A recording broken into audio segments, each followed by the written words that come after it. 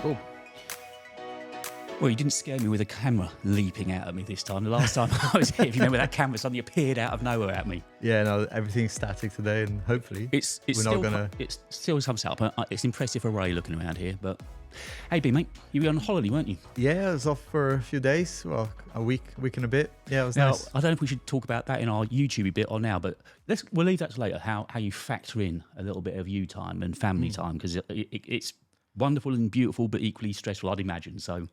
Yeah. We'll talk about that in a bit. So, everyone, I'm so new into this. In fact, I wrote something yesterday, so I happened to see my first video went up on the 17th of September, 2021. So it's virtually 2 years. Congratulations! Look at Happy birthday! Happy birthday! Yeah, happy YouTube birthday. And beginning to see some growth finally. But equally, I only reference that because it's coming into what everyone in this line of work calls Tech-tober, Tech-tember. So there's two big events coming up, right? We've got iPhone, probably 12th of September, everyone seems to be saying. Yeah. And I've never followed Google before, but Google comes out in October, doesn't it? Yeah, no, to be honest, I don't know either. It's usually a little bit later in the year. Yeah, I got mine last time, months afterwards, anyway. Yeah, of course, that's the one that I've been making videos on, isn't it? Yeah. So let's talk. I've seen you being a little bit verbal on Twitter this week talking about iPhone. And like, really? Is this still happening with iPhone in 2023? I'm hoping those rumors are all wrong because it feels wrong to me, yeah. Yeah, so we know they're getting USB-C this year. Yeah. Did you say you've already had some dummies through or not? No, they're coming. They're coming, yeah. So, there'll be a USB-C, so right? we're getting USB-C. Now, as I understand it, the 15 and 15 Ultra are getting USB-C 2.0 speeds. Yeah, that's the bit I'm like, what? So, I mean, I haven't looked closely at the spec. You know that flip of mine, for instance, USB-C. What speed will that be? Would you know? What 3.2. That is on Samsung. I would imagine 3.2. Right, yeah. Which is like, if you buy any crappy product today with USB, you don't see 2.0 anywhere. How they get away with it? It's hard to find. I would struggle to find something. How much of a difference is it going to make with Thunderbolt speed? Because I think we're getting Thunderbolt on both the Pros, the Pro and Pro Max. So if I just could not. Well, you've shot ProRes. Yeah, exactly. I mean, this is where the kind of the YouTuber in me needs to kind of chill out a little bit, right? Because in reality, if you're not shooting ProRes, you're probably not going to need that extra speed anyway. However, right, you're still going to do, hopefully, even on the lower end iPhones, 4K 30, 4K 60 maybe even, right? Which, can be quite chunky. heavy files. If you're doing like longer videos, like 10-minute videos, you expect to generate, some heavy files. So to be relying then on 2.0, which I don't even know what the speed is on 2.0. Oh, I did remember. Isn't it like, I could be making it 500? Yeah, that's what I was thinking. Yeah, 500 megabits. 500 meg, isn't it? Something like that. I don't know. I might be making a fool of myself there. If I have, I'm sorry. Don't want my camera. When I see I'm 5 sorry. gig, I already think, oh god, that's a slow port on those hubs, because I usually expect 10 gig, 20 gig, faster speeds. Yeah. So Thunderbolt, makes a lot of sense on the Pro, because if you're doing ProRes, I mean, I shot ProRes on the 14 Pro Max for a video, and a few seconds will generate gigs of. Oh, it's footage, huge. Right? So, it is all tied in with you. We started our last podcast when we were saying, I blame you. Well, I blame you again, because I went out and bought the 14 Pro with a terabyte storage on, because I thought I was going to be shooting a year's worth of videos using that as a camera. And then about 2 weeks after that, I bought your Canon 90D off you. So I haven't ever used it. But when I was shooting for those 3 weeks, 15 minutes, or no, sort of 30 minutes of progress, because you know what shooting a YouTube video is like. Getting off was just a pain. I do think in general, local storage on phones, or even in tablets and laptops, it's just a rip-off for me. I really say to people, buy enough to get you going for all you need to do, like a project by project basis. But use cloud storage for everything else, I'd say, and external storage if you can. I know it's not as convenient, but it's which so brings expensive. me to the other point. There's going to be a 2 terabyte iPhone. Can you imagine the mortgage I'm not buying that. You're going to need for 2 terabytes? Apple and storage. As much as I love Apple, Jesus, they know how to charge for storage, don't they? Yeah, especially when you know that those chips are not that expensive to make, right? It's such a massive. I mean, from a profitability perspective, it's a great move, right, to have those different bumps. But we know manufacturing-wise, it's same process and not that much difference. And who's going to need 2 terabytes? Who on earth is going to need 2 terabytes? Yeah, I mean they'll make you believe that the ProRes stuff will be the end of it all. And so yeah, you do need that extra storage. And I fell for it a few times on iPads, for example. I bought the 1 terabyte iPad before with 32 gig of RAM. I think was it 32 gig? Even saying that now, I know it's 2 years ago. It's like even saying that now feels bloody weird. Yeah, it's like why apps use 300 megs of memory. I know, and I wrote about that yesterday. Funny enough, because I'm completely lost on iPads. It's weird. I want to fall in love with it, and we've both got a certain amount of vanity. I want to be that person sitting in a coffee shop with a folio keyboard, looking like the dude doing something creative on an iPad. But in honesty, I know it's a pain in the ass. I like a desktop. I like drag and drop. I like files. Yeah, and I just don't get that vibe off of an iPad. No, actually, I mentioned this almost word by word in my MacBook Air review that is going to come out in a couple of days, which is that there's something to be said about using a laptop that makes you feel different. It makes you feel like I need to be productive here, right? I can't just like be faffing around with apps. So I think the iPad is brilliant, for what it is. But if you really want to be productive, a laptop is obviously a lot better. But yeah, like I think it gets you in the right mood. I think is the right thing to say when you're using a laptop. It feels professional. Whereas an iPad, I always have this feeling that it's kind of like, well, I'm sitting on the sofa now. I'm just surfing. I'm just looking at content. I'm watching YouTube.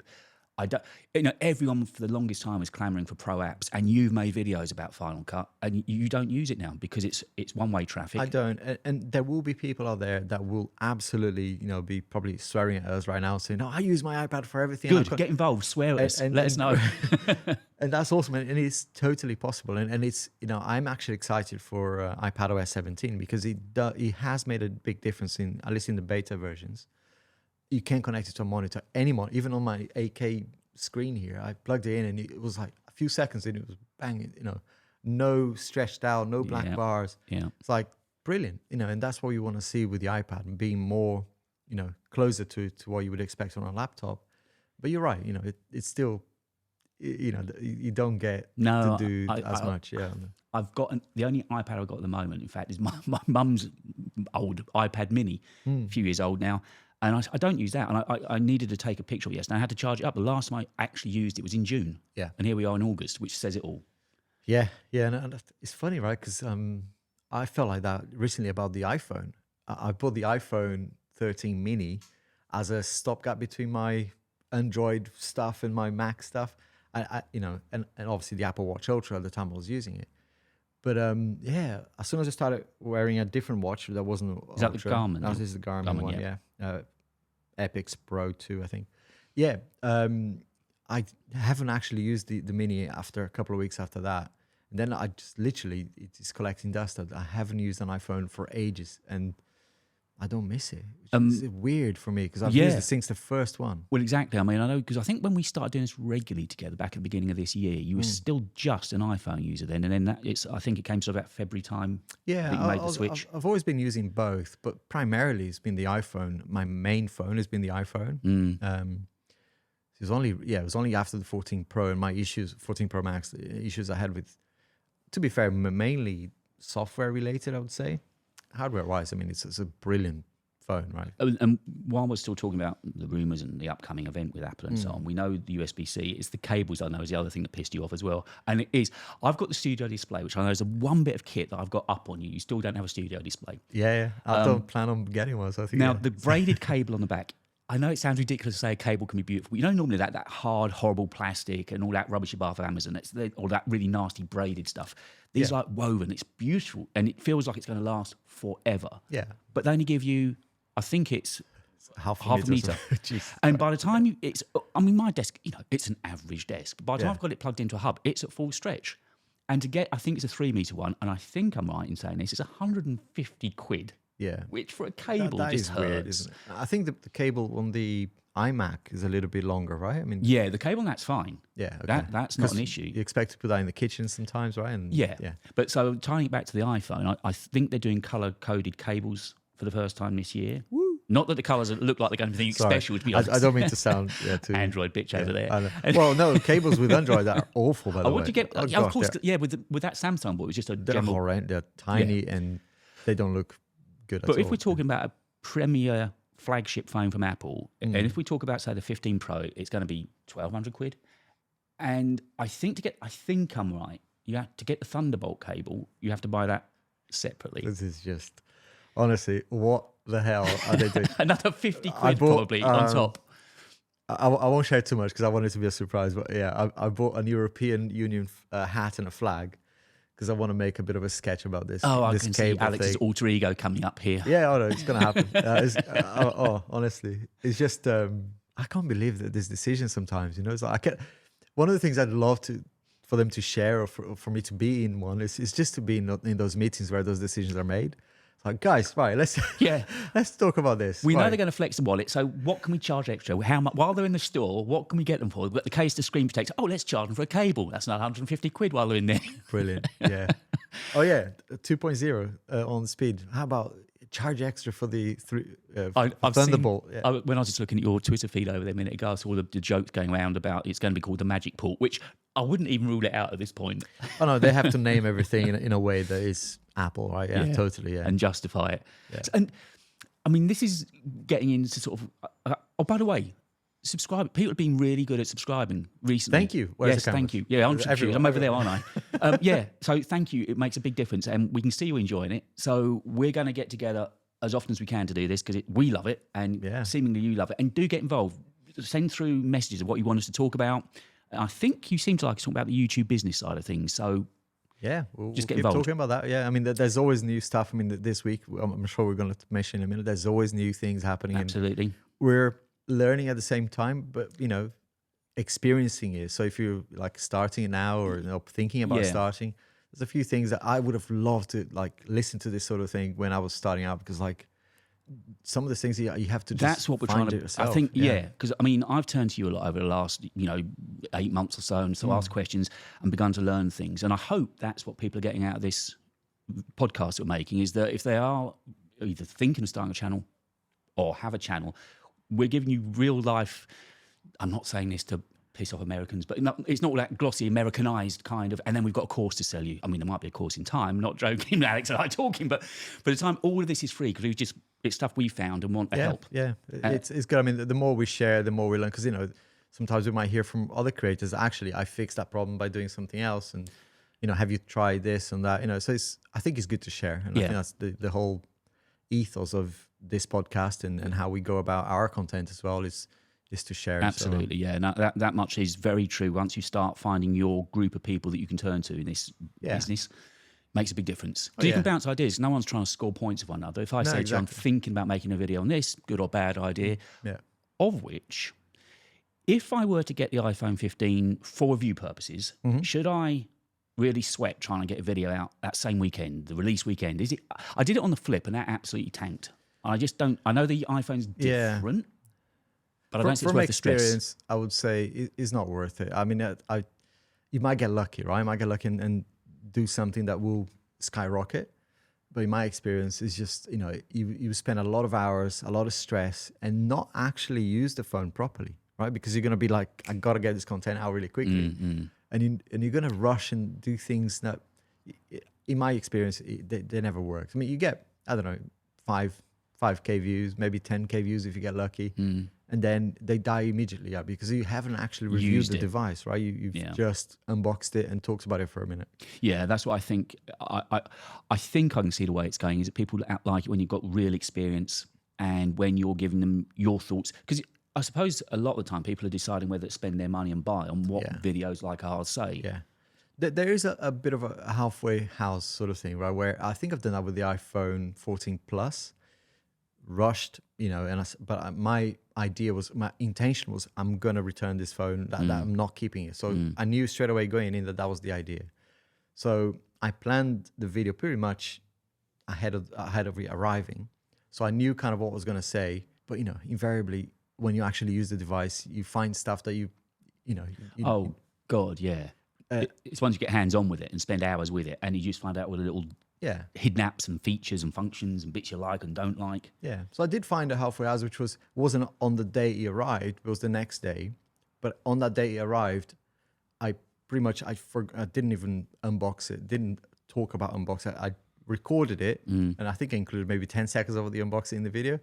But I went out with it and just experienced and recorded everything, me spending the day with the phone and experiencing and reviewing it almost, off the cuff as I went.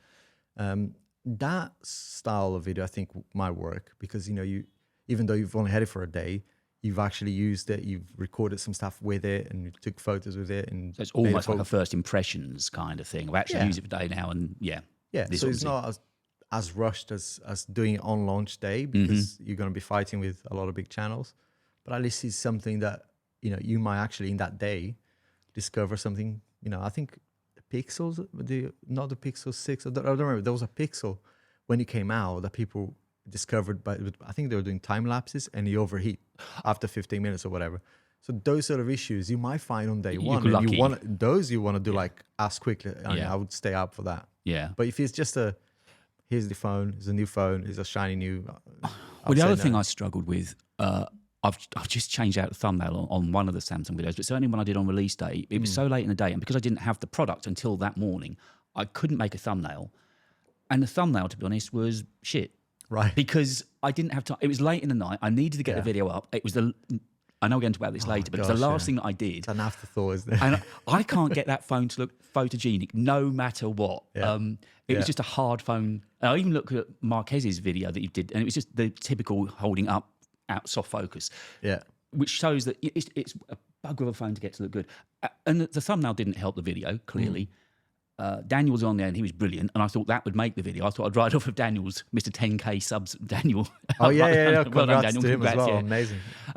But yeah, so I think I'm not going to rush anymore. I'm not going to chase a dragon on release day. I think just taking a bit of time. I think that's the right approach. And yeah, who was it that we were listening to recently? I think it was Colin and Samir, where they were thinking, create the thumbnail and the title way before you even start writing the script. It's like, there's a lot to be said about that. And we are going to cover that later on. Alex and I made a promise one another. We had our typical production meeting.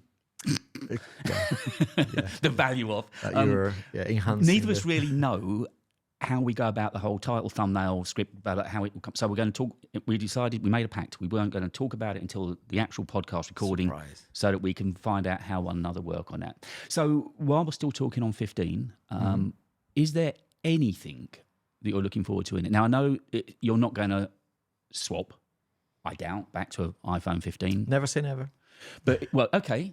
As somebody that's loving his Samsung, is there anything coming out that you've heard of that will make you think could be a deal? No, and I felt this way for a while now. Since the first rumors started to come out, I was kind of hoping for Apple to come up with something amazing. But, everything we're hearing is just a little bit lukewarm to me. It's like, okay, it's a 14S, right? If they still made an S phone, that would be a 14S, which itself was a 13S, which itself was a 12S. Yeah. So I'm thinking, it's going to be a little bit better iPhone. I'm trying to think of the headlines. It's bigger battery, slimmer bezels, or the bezels were smaller anyway. Is it going to be rounder edge? I think that's a good thing. I mean, this is crazy, right? Talking about a new iPhone, and the thing that I'm the most excited about is it will feel better in the hand. And I think outside of that, I don't know. I'm always looking forward to video quality out of iPhones because I think they are amazing. Would it be enough to get me back to being a mainly iPhone user? I think I doubt it right now. Well, again, on the pros, they're talking about the action button, but I don't see that an action button is that not even paying big attention to of that a feature. It's a quick, as I understand, it's going to be a quick access to things like timers and whatever. I think you can assign 9 different things to it, speech to text, things like that. Yeah. But I don't see that's worth, if they're hinging that as one of the big releases. I know the periscope lens, 5 or 6 times zoom. I know that's nothing to you Samsung users, but 5 or 6 times. But equally, I don't use zoom. I know when you're making YouTube videos, we all show zoom. Yeah. But in real life, I probably use the macro side of it more than I use zoom anyway. So yeah, it's one of those features that personally I don't use it at all. I don't go after taking a bunch of photos. I gotta use the zoom. But there's gonna be that one time in every 3 months that you do want to take a zoom, at a concert or I don't know, maybe the Big Ben or something. Yeah. That you do want to zoom in and take a photo, a close-up.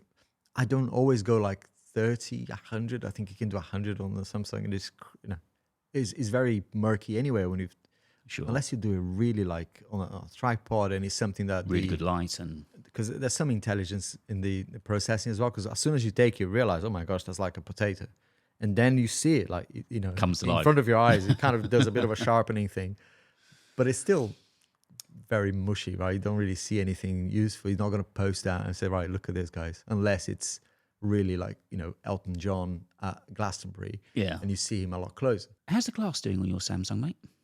Yeah, I had a bit of an issue. Let me see if I can show this on camera because I dropped it with a case on. I won't mention the brand. No. Yeah, let me cover my own. Yeah, there you go. So see there. Yeah. Yeah, it's painful. I mean, it fell flat on a drive, and it had some rocks in it, and it typically, right, it wouldn't land on the side, on the back side, right? It landed on the glass, and it's can still use it. Half of the screen, the touch don't works, only the S Pen works. So I've been actually forced to use the Fold a lot more, which actually turned out to be great for my reviews because I'm finding a lot more stuff about the Fold that I wouldn't probably use otherwise because the S23 Ultra is my main phone. Yeah. Until last week. Because I did briefly chat about that. You've taken out sort of the Samsung Care on that, haven't you? So they're just replacing. Yeah, Care Plus. Yeah, it's definitely worth it. It's like Apple Care. So it's one of those good value things, accidental $100 or something. Yeah. So other than the iPhone event, as I say, this is newbie to me, but I'm going to be looking forward to October and Pixel. Mm-hmm. I've not really caught up too much with what's happening with the new Pixel. I know there's a big following out there. Yeah. And the video I made, and it was really kind to me, and they seem really, really keen. Pixel users seem really, really keen on the phones. Yeah, I mean, I'm hoping they keep some of the current design because I actually like that design is really, I don't know, the back of it is quite fidgety and it adds a bit to the grip as well. But I saw that the visor got bigger or something. On this year's phone. On the next on the Pixel 8. Yeah, that one's coming. It's a leaked image, right? I'm not sure if it's true or not. But yeah, it looks great. I mean, there was a blue color as well, which I really liked. I mean, it looks, if that is true, that would be awesome. I mean, I've not obviously used a S23 as a proper phone full on. I've fiddled around with yours a couple of times, but the experience I've had with the Pixel, it feels a really beautiful handset. Yeah. I am looking forward to seeing what they do with the 8. Yeah, I think it's I'll very definitely buy that to have a smooth. look at. I've been using the Pixel since the 6 Pro. That was my first Pixel, and people have been talking for many years. Only 6 Pro is the first one I got. I really enjoyed it. I mean, it was one of those phones that I wasn't expecting much. Pretty much did it for YouTube content. It was a quiet period in the year, but it turned out I really, really enjoyed it. And it was sad. It was only last week. I think I gave in to. I sold it basically to get the Fold. Yeah, it was awesome. It was sad to see it go, but yeah, it was. I'm actually looking forward to that. I think the fact that I don't know much about what's coming on the 8 is what's exciting because I'm new to it. All I know is I enjoyed using it, and the cameras were definitely the second best to the iPhone I've ever used. I know the Samsung clearly is good. For photos, they are incredible. They really are. I mean, the low light stuff, and I mean, they're so sharp, and so, I mean, the colors are great. Yeah, everything about it. I mean, it's a decent camera. I mean, I don't know what they do, but yeah, it's the computational photography stuff. But yeah, it's really, really good. And kit-wise, if you're listening to on audio, sorry, you have to check the video. I did also buy, my love affair with Nothing continues. Yeah. And I bought I made a mistake. Their first ones were called Sticks. These are now called Ear 2. They're not Sticks. So the Nothing Ear 2, which I've got a video coming out today as we record this, but they sound really good. And the best part, and I wish I'd made that clear on the video. I think it's okay, but I suddenly thought during the night, the best thing about buying those to use with the actual Nothing phone is it unlocks the X app, and that's where you get all the personalization. You get the full EQ, and it's lovely. I mean, they give you if you don't know how to EQ, they give you 4 basic settings. Yeah. But even then, it's not just a voice or a treble. You can go into there and increase the intensity of it. So it's all that to me makes such a difference. I mean, I think I reviewed a couple of years ago now the Soundcore. Forgot what they're called now. But the fact that it came with an app that had EQ made such a big difference. Huge. Even though it was only, I think, 120 quid or something. So not that expensive. Same, 125. Yes. And they're not as good as the AirPods Pro, but they're bloody good. Noise cancelling is really good. And the fit, honestly, they're balanced. When you put them in, they're lovely. Yeah, they're really good. That's one thing I don't get on with AirPods at all. They just fall out of my ear all the time. I love the sound quality, but it's just... Yeah, I'm always fiddling with them. It's always just making sure they're sitting in. Yeah. But top tip on that, by the way, when they do the tip test on there and they say you've got perfect tip, forget it. Because what I've done is I think go smaller than you need. Yeah. And it seems to sit in the ear better. You think you go bigger to wedge it in, but I've gone smaller, and that has helped. It feels and less... with the latest one, they've got 3 sizes, right? Yeah, 4 sizes. Yeah, the one within and 3. Yeah, I tried all of them. Not good. I don't know what it is. You get tips with that as well. But so far, that and the phone, I've been really... And I bought the... Not that I'm pimping nothing out or anything. Yeah. Thank you for the views. But I also bought the charging brick because the phone to charge via USB-C was actually really, really slow. So I bought their 45-watt charging brick. I show it on the video, but under an hour. I mean, it goes from 20 to 60% in about 30 minutes. Yeah, that's great. And then you get full charge in an hour. So yeah, the charging brick, if you've got a nothing to... charging brick's well worth it. And do you connect it to? Are you able to connect to multiple devices? Yes. The kind of the seamless transition between your phone and another phone. Or whatever. You can do that. I've really enjoyed using it, and similar to the Pixel, I think possibly even stronger than the Pixel. There's a real cult following. I think because it's a new company, right? And we all know it's Carl Pei, and he's made it very obvious it's his baby, it's his company, it's fundraising, and you feel it at the beginning of something new. Yeah. And so I think people enjoying the videos because people that have bought the phone are really enjoying of being part of that group. Yeah, and I think I was saying to you before, I don't think, because the big YouTubers, they'll probably get sent like Mr. Who's the Boss and whatever, right? They'll get sent the stuff and do maybe one video on it, and you never hear again, you know, any follow up. So I think people are looking for content. It's like, can someone show me how this thing actually is when you use it in real life? And that's when they'll come to us, right? Because we actually try this stuff. Yeah, I mean, they're releasing a lot of updates. I made a video a couple of weeks back on the 0.2 update, and there's now a 2.8 update. Yeah, which I was reading about this morning before leaving to come to you. So that'll be next week's video, for which I need to take some pictures of your beautiful face. I need to take pictures of a face. And we were talking. This is the weird thing you have as doing this kind of YouTube thing. Somebody said on one of my videos, and it was a fair comment, could we, because I always I was really lucky last time. I took some pictures of an F40 where I was. There was an F40 there. I saw that actually, and I was made. You saw there was a Lamborghini followed by an F40 just parked up. You can't beat that, right? Yeah. But fair enough. And it was a really good comment. A viewer said, can we see somebody's face? It's like, okay, my daughter is now... Daughter, where did that pronunciation? That was awful. I drew his elbow there. Jesus. She's now 25 and lives in London, so I don't see her. My other half wouldn't ever contemplate the idea of me taking a picture of her. So then I'm left with the idea, can I just be in a coffee shop and walk up to someone and say, can I take a picture of it? It sounds a little bit dodgy. Yeah. So then last time I was here, your lovely boy was here. Yeah. And I thought, maybe I could just take his face, because I saw you've used on videos. Yeah. He's not here today. No, he's not. My actor. Yeah, he's not here. No, I don't know where he's on his equity rating, but I was going to sort of pay him the fair rate and use his face, but it's you. That's fine, mate. Yeah, well, thank God for Photoshop, right? Luckily, it's low light as well, but apparently they've improved low light, so we can turn off all these and I can get some real shots. Can get in a dark room, man. So, but people have still been mentioning me about the phrase we came up with last time about you and your Brazilian. Yes, it's not going to leave us. I think that one is there for good. It's more than a haircut, is all I will say. So I suppose that's a good point then, as we're heading towards Brazil. How is the Brazil channel going? It's going full beans. See what I did there? Jesus. I'm here every week, man. I'm here every week. No, it's going great. It's 16,000 now. I'm not managing it as I should, I don't think. But I'm trying to keep. I mean, the next video is a double whammy, so I'm doing for both channels, which is crazy. But it's the way I'm doing it now. So that I discovered that it's a lot harder to do, because I did 3 videos on Samsung stuff, and it was easy, because by the third one I was like, I can do this all the time, because I learned the language that goes around tech in that space.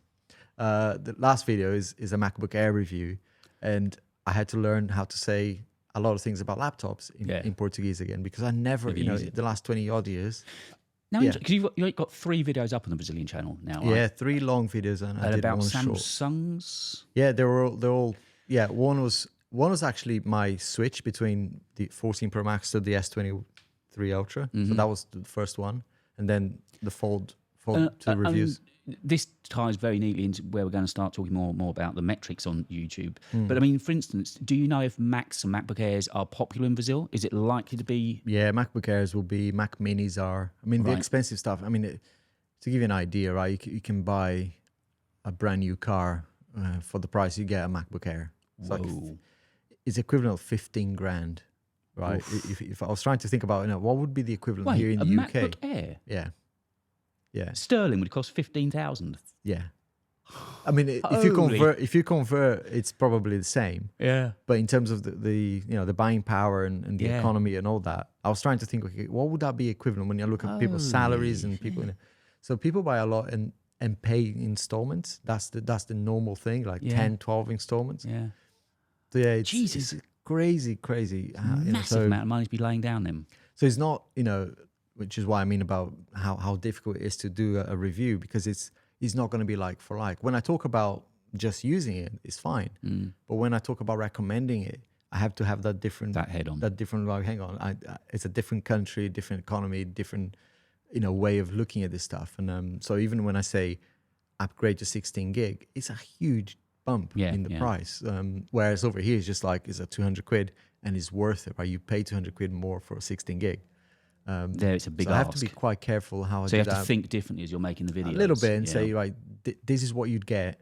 But if you're really, really, on a budget, don't worry about it, because it's only going to give you 5 seconds of rendering time, right? Yeah. It's not really that worth remortgaging the family for.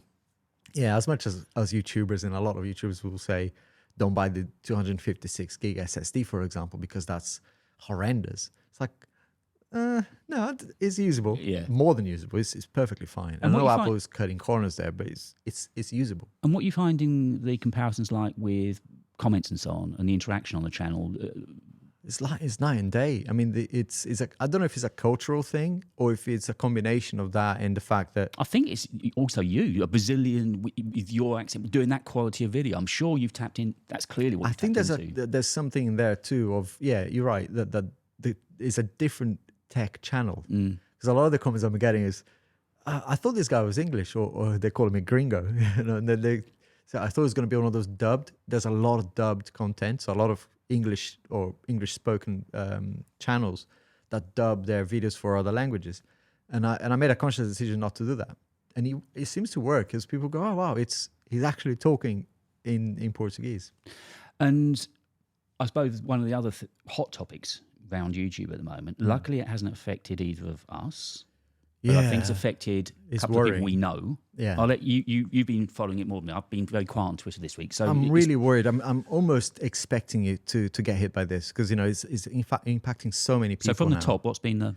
So I think just recently people started to see a message on YouTube Studio saying on the app saying, your channel is being receiving invalid views, I think is the term they use. So invalid views would be if you went and bought views or something, or a bot was sending views, that sort of thing? Pretty much, yeah. So you kind of promoted views in a way that YouTube don't think is the right way, right? So it's like you basically bought views. And that's really worrying.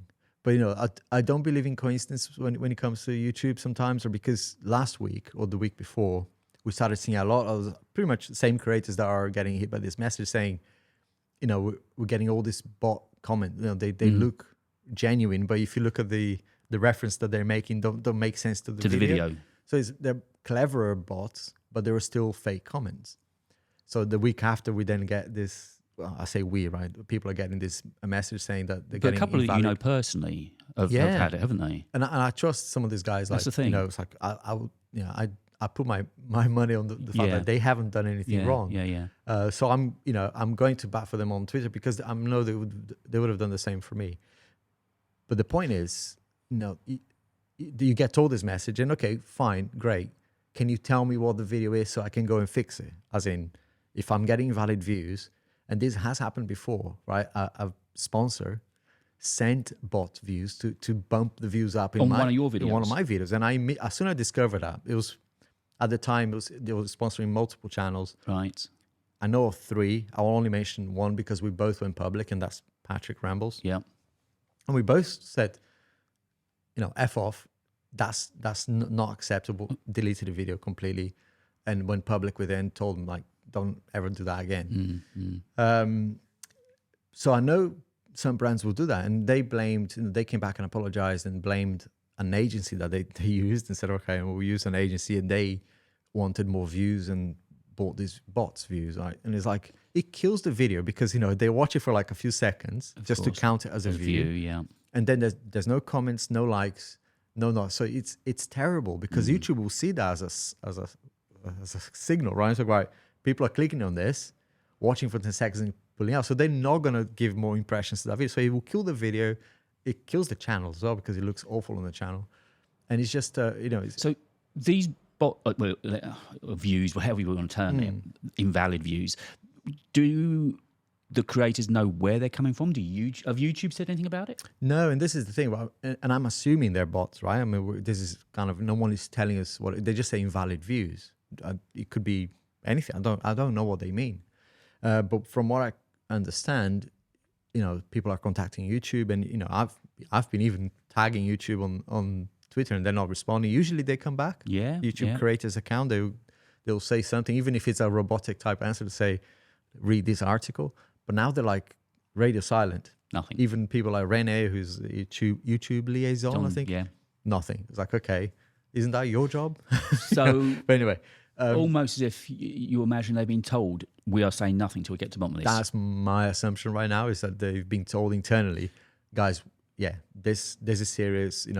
We're obviously got to fix this, but don't interact publicly. As it stands at the moment, then, if YouTube suspect or inform you they've got invalid views, say your video's had 30,000 views and they term that's invalid, what happens with the monetization on that video? They actually say on the message, some or I don't know the language exactly, but so some of your videos will be demonetized.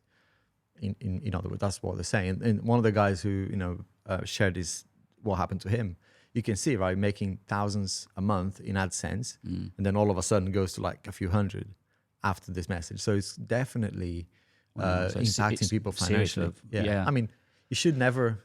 This is my advice for anyone starting YouTube. Right, don't look at AdSense as an income, because YouTube could pull that plug anytime. So use other revenue streams, but regardless, right? It's there's nothing that creator can do at the moment to remediate it, to go and say, right, I'm going to fix it, even if it's deleting the video that's causing the problem. He doesn't know all the videos. Yeah, it's just and he's not in control of it. He doesn't know where these are coming from. No, and YouTube's not helping. I mean, the support is not helping. Online they're not helping. It's just we're being in the dark on this one. And they're driven so much by data. You would imagine they could look at where these views are coming from. They know what's going on. They're just not telling us. I wonder there's something more serious. That's my international espionage. Somebody doesn't like Google. Yeah, I mean, the thing is, it's impacting the creators, right? Of course, it's impacting YouTube as well, because they're not getting that revenue. Yeah. But so they're not serving ads on those videos or something. I don't know what they're doing as it's obviously impacting them. But it's impacting the creator a lot more. Well, also talking about data, RPM is something, clearly, because I've not been earning, and I'm still not earning much. But anyway, I actually was going through my analytics, because after our last podcast, I was editing the audio podcast, because that's the way it works at the moment. I edit the audio, Alex edits the video, works really well. And I was sitting listening it back, blah, blah, blah, blah. It's weird to say that we covered a lot of subjects that I was interested in. So when I was editing the podcast back, I thought, I need to pay attention to what we've just spoken about. Yeah. So I've been I think there hasn't been enough strategy behind my content. I've made a video and then, I don't know, almost thrown it to the wind. Sometimes I've got lucky, sometimes I haven't. And that clearly needs to stop. I need more consistency. Yeah. So this time I decided to use the research tab, for instance, in YouTube Studio. I went to see what other videos from other creators my viewers are watching. Really useful. There's also the search term in there. You can see what search terms people are looking for, high, medium, low, ranks. So I was doing all of this. Google Trends I used to find out the correct phrase, and I was amazed how different that can be. For instance, on these nothing earbuds, the difference between calling it ear 2 or nothing by ear 2, it can make a massive difference. Yeah. So I've tried to be a lot more strategic. I use ChatGPT. I ask it to suggest a description for the video, and I found what I can do in that is to take bits from it. They come up with some really good bits. Some of it sounds way too robotic. Yeah. I would say Google Bard, from a YouTube titling perspective, seems to be less robotic. So I asked ChatGPT for titles. They were rubbish, to be honest. Yeah, and they use words that you never use, like enhancing something, or they use some really interesting terms that you wouldn't use normally in a YouTube title, but Google Bard somehow And seems better. the other thing that we spoke about that resonated with me was about upload times.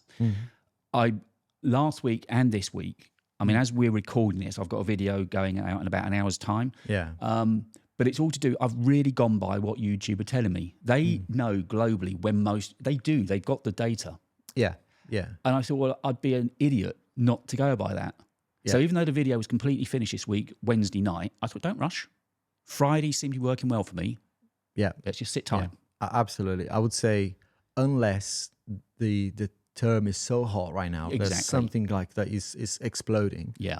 Then the video goes up when it's ready. That's my sort of thing. Yeah. But if it's not, if it's a video that is just a normal video, then I'll upload it when I know my viewers are there. So if I can do it on Friday, great, like 2 p.m. for us in the UK, which is about 9 a.m. in the US, like CET. Sorry, ET. ET, yeah. If it's Sunday, a little bit later, 3 p.m. seems to be better for me on Sundays. Saturday's the same as any other day. But yeah, I wouldn't. I mean, unless I'm late, which I invariably am as well. Yeah. I do like 5 p.m., 6 p.m. It's still kind of okay. But sometimes it's better just to wait for the next day and hit the... Yeah, I mean, we'll see. The last 2 videos have done okay for me. The video this week is about the year 2. So it's not a hot subject. Equally, I think the people that like nothing seem to like their videos. So I'm fingers crossed. But again, I've just gone through all the basic planning. And also by scheduling it that far in advance gave me time to work on a thumbnail. I could sit, I don't know about, we're going to get to more of this in a moment, but thumbnails I've found again, I've got the skill to make them. Yeah. But I was rushing them. Yeah. And I mean, I envy you for once because, you know, audio stuff on my video just does not do well. If I review any earbuds or any headphones, they just don't, my audience are not interested. Same with gaming, which is a shame. Those two things are something you'd like to cover. I'd love to be able to cover. Yeah. So I might, this is something I was thinking in the shower the other day. It's like, 'cause the Brazilian thing gave me a bit of a different perspective on... Your Brazilians now moved into the shower. How YouTube... How YouTube works in terms of, you know, if it's a new channel, it seems to me that they, you know, it's almost like TikTok. Oh. They're like, you know, here's some views. They can see some growth. And they're thinking, okay, we like this. So good for our market. It seems to be easier to find an audience, you know, if you like focus on something. So I thought maybe I create a Alex Gear and Tech audio, Alex Gear and Tech gaming channel. Like, so all my videos about those things will be in a separate channel. Yeah. Not, you know, not expecting them to be massive overnight, but maybe that's the best approach because I'm getting a bit tired of doing a video, even though I've enjoyed making the video. You know, some of them are sponsored and they're doing great from a financial perspective, but it's painful to see getting a few hundred views on a video that you worked pretty much all week on. You know, it's not nice. The enthusiasm's got to dip, surely. If you're making a video, even though you've told the sponsor quite likely that this isn't going to perform particularly well, you just know your market. It's got to... You'd be inhuman almost for it not to affect how you put a video together. Oh yeah, 100%. Even the one this week, which was, you know, I made it two months ago. The sponsor said I wanted to go down on this date. So I kind of, you know, it's out of sight, out of mind. I'm over it, but it still hurts you, even though it's like something that doesn't hurt because you just worked on it and you were expecting to do well or some people do better. It still hurts a little bit because you're like, oh, you know, a few hundred views on a video that you spend, you know, almost a week working on. It's not great. So, I mean, I think the takeaway would be if you're running a channel, get into those metrics. It's taken me 2 years to really begin to see that a lot of the answers are there for you, aren't they? Yeah, and the research tab on YouTube, I complain about it a lot because, you know, they'll show you what your viewers are searching for, or what's popular. But if you put like iPhone 14 Pro Max or iPhone 15 and Samsung S23 Ultra, they'll both say hi. So it doesn't really give you a decision. But I like what you mentioned about Google Trends and other... you know, because then if you kind of put those things together, then you get a better picture. And of course, with Google Trends, it says you can search just the web or you can search for YouTube. You can go last 7 days, last 28 days. I mean, how hard would it be, right? It's not hard for him to show the amount of searches. Right? If it's 1 billion searches a day on this term versus half a billion, I'd go for the bigger one. Yeah, absolutely. But yeah. So something we mentioned, this is about you, and we mentioned at the top of the podcast, was trying to factor in breaks.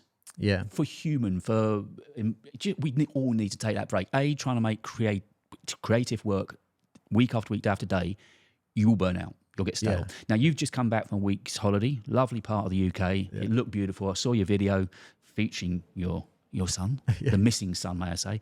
How does that sit? Because we all get caught up on this wheel. Oh, I need to get a video out. And we can't, they all say you can work anywhere. You really do need to be in the studio. You need good speeds. You need all your kit around. You need big monitors. So how does that, can you just sit back and go, I'm going to have a week off? Or is it at the back of your mind, you're thinking, oh, I should be doing this, I should be doing that? I think so. I think there hasn't been one holiday in the last 3 years that I didn't create content whilst on holiday. But it was a different sort of thing. It was as a segment of a video that I'm planning ahead, that I'm thinking I could do that on the beach, right? And record that bit. And, we'll add something to the thing. Or you take a bit of new tech with you and, do a bit of a quick review in there. So I did that as well. Recorded loads of footage about, with drones and things like that. So it's kind of it becomes part of the holiday, and you're still relaxing. You're not really working in my view. I mean, from an emotional side, it doesn't piss off the family too much? Well, as long as you don't say, well, I'm not going to go for that meal because I've got to record something. Right, if you do that, then obviously that's not good. That's out of bounds, But the way I do, I mean, the last week that I was off, I didn't actually do a lot. It's mostly like, spend all day on the beach, go for lovely meals. And then in the evening when everyone is like tired and going to sleep, I'm like, okay, what do I do now? So I'm just like, I was so relaxed that all these ideas were coming in. So I just picked up the iPad or whatever and typed a couple of scripts. There we go. We found a use for the iPad. Yeah. We have found a use for the iPad on this podcast. Yeah, I don't think it was even the iPad. Whatever it was, it was the iPad actually. Yeah. I just typed a couple of scripts and the ideas were coming in. So they were in the bank. They're ready to use. And I think it helps because you have you come back this week feeling fresher?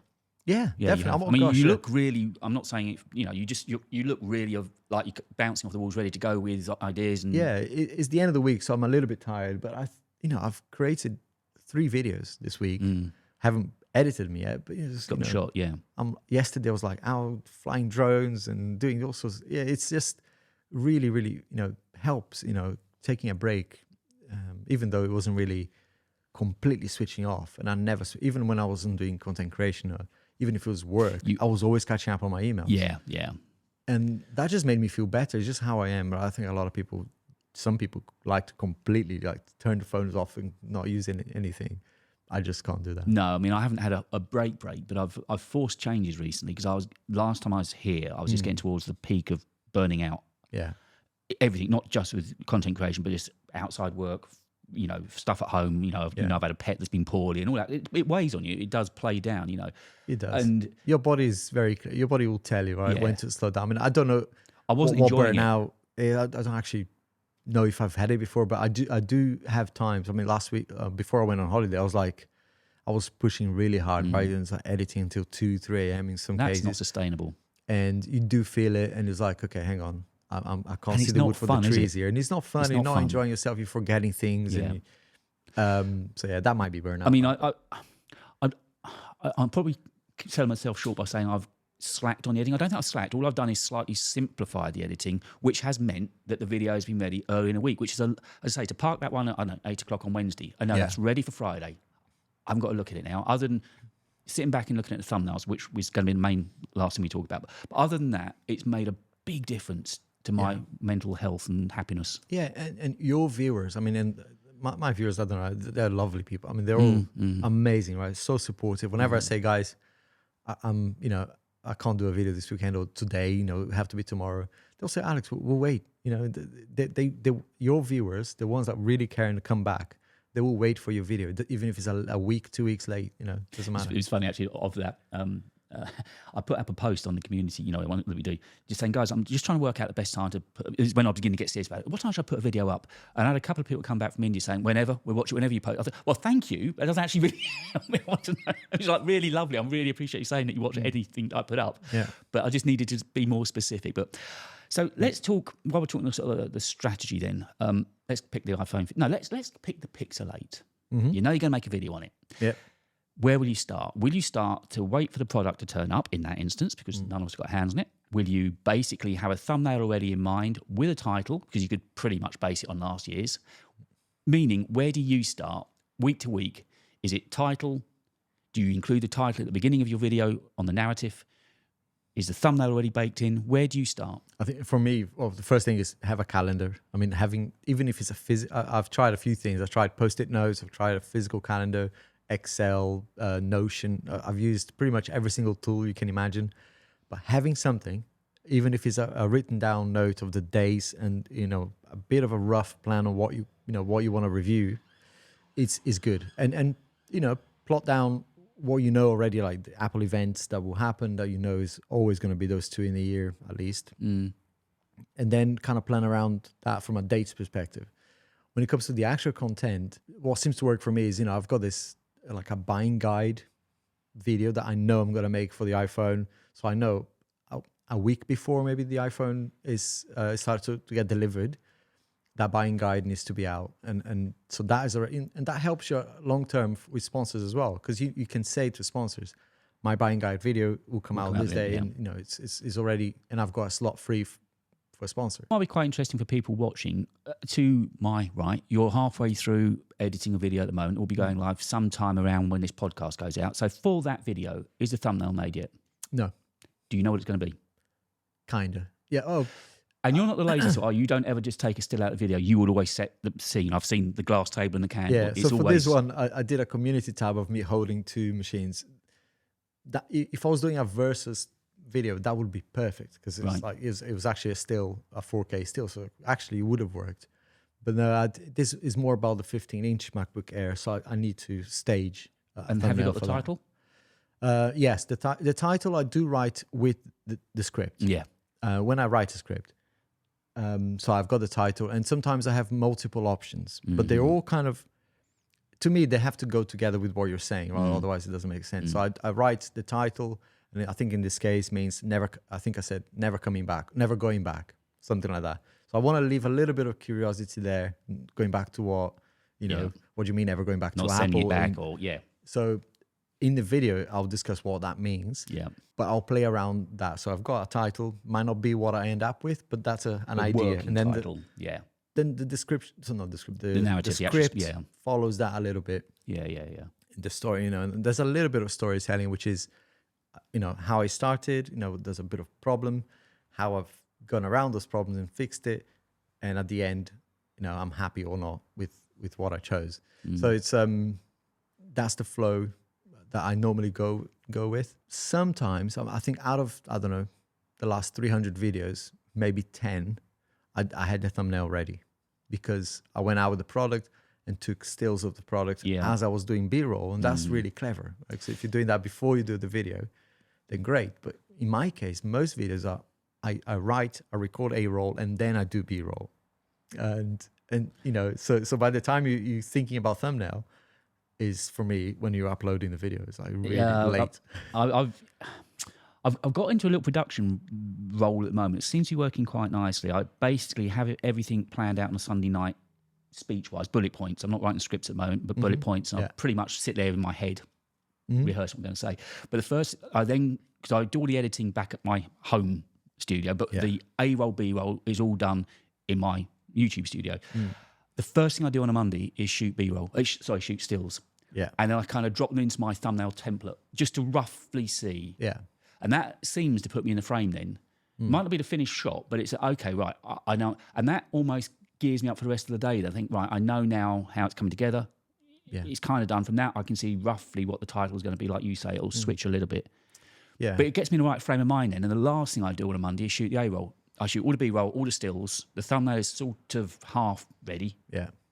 Title's more or less there. And as you just said, having that title in mind really helps when you start speaking, because you know the story that you're trying to tell. Yeah, exactly. And that's something that I didn't used to do, but I don't know, the last year or so has been something that you have to deliver. The content has to deliver what you promise. And there will be cases where, it doesn't matter too much if you change completely the title.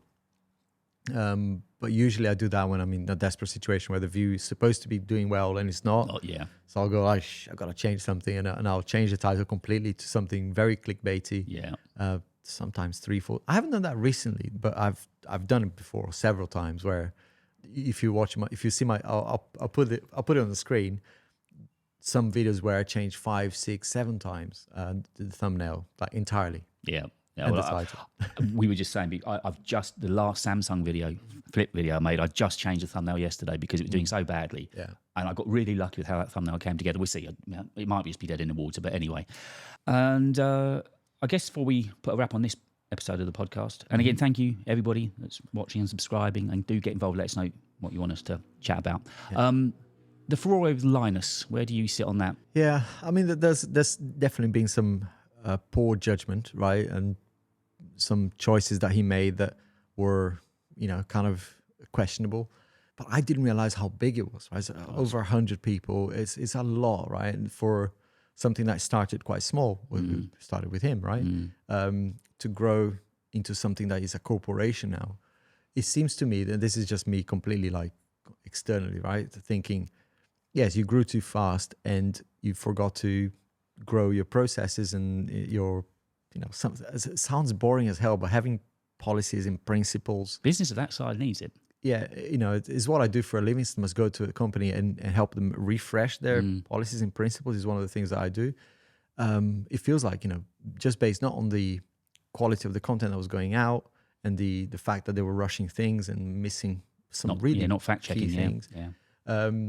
But then there's the human aspect as well, right? There's been some failings allegedly in how people are being treated and employment issues, HR issues. So, and then there's they even brought into sexist issues as well, because there were claims of sexism in the workplace as well. And those are very serious, and sounds like that they, again, being a corporation, you can't really share everything online. No. You're bound by legal things. So one side of the story is able to tell their side, whereas I understand a little bit with sympathy that Linus might not be able to say a lot of things legally. He probably can't. Because the channel's still down, isn't it? He said he was taking a week off, but it's been longer than a week. It's been 9 days now as we record this, right? And the other thing is there's and this is probably the most serious one for me, because it's the core of the channel, of a tech review channel, is trust. Right? If I don't trust that, the content creator, that's it. I'm not coming back. Yeah. And I think having people, and I'm completely